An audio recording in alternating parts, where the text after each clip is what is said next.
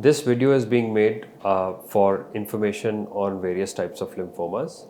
You should be watching this video if you need more information on types of lymphomas, their extent, how lymphomas are developed, their staging. To administer the chemotherapeutic drugs, your doctor may recommend that you have a central line or a peripherally inserted central line, which is also called a PICC line, and that dramatically reduces the chances of the chemotherapy going outside the veins and causing a complication called extravasation.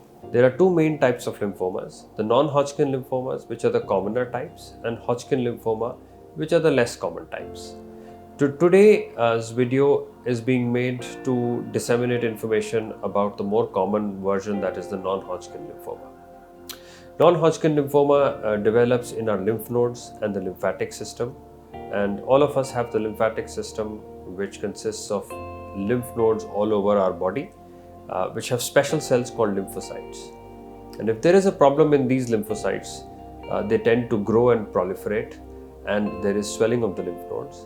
These lymph nodes, if they are around each other, they might stick to each other and form a big mass, which the patients can notice or feel in their axilla or under their armpits or their neck or groin areas.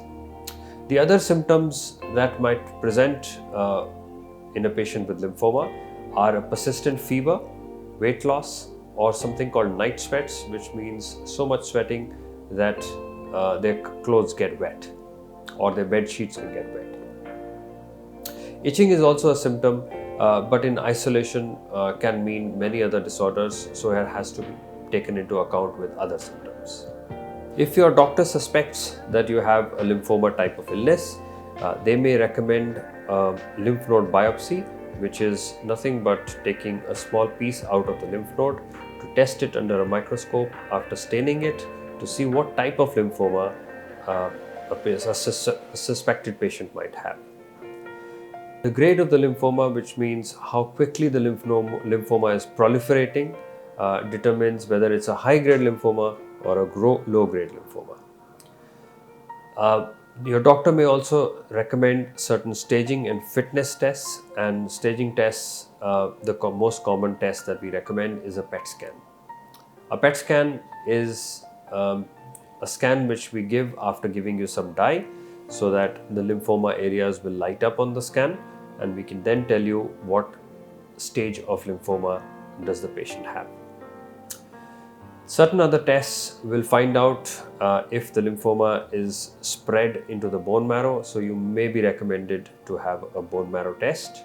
Certain blood tests and tests of the heart, lungs or kidneys may be recommended depending on what your medical history is. One of the questions that patients often ask us is, how does the lymphoma develop and why did I get it?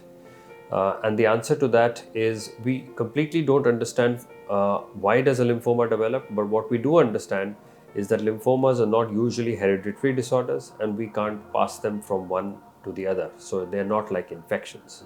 Depending on the stage and grade of lymphoma that a patient has, a particular patient may be recommended chemoimmunotherapy, which is the standard line of treatment for high-grade non-Hodgkin lymphomas.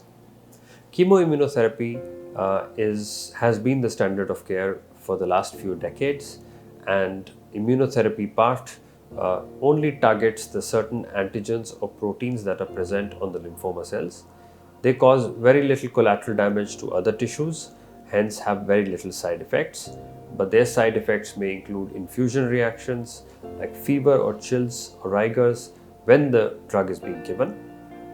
Traditional chemotherapy is often combined with immunotherapy, and traditional chemotherapy has side effects like nausea, vomiting, which are fairly easily controlled with the current antiemetic medication that we give. There is expected hair loss, but that depends on the type of chemotherapy you may be given or prescribed.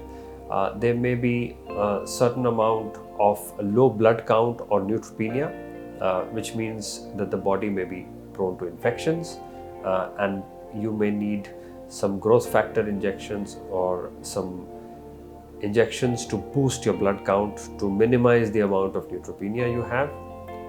And some of the other side effects can include darkening of the skin or your nails becoming blue. Chemotherapy for lymphoma is usually repeated every 3 weeks depending on the blood tests and the tolerance of the patient, and we usually recommend about 3 to 6 cycles of chemotherapy depending on the stage of the disease. If we were to recommend more than 3 cycles, we would normally do a PET scan in between to check if the disease is responding to the chemotherapy, and then a PET scan is repeated at the end of 6 cycles to check for end of treatment response.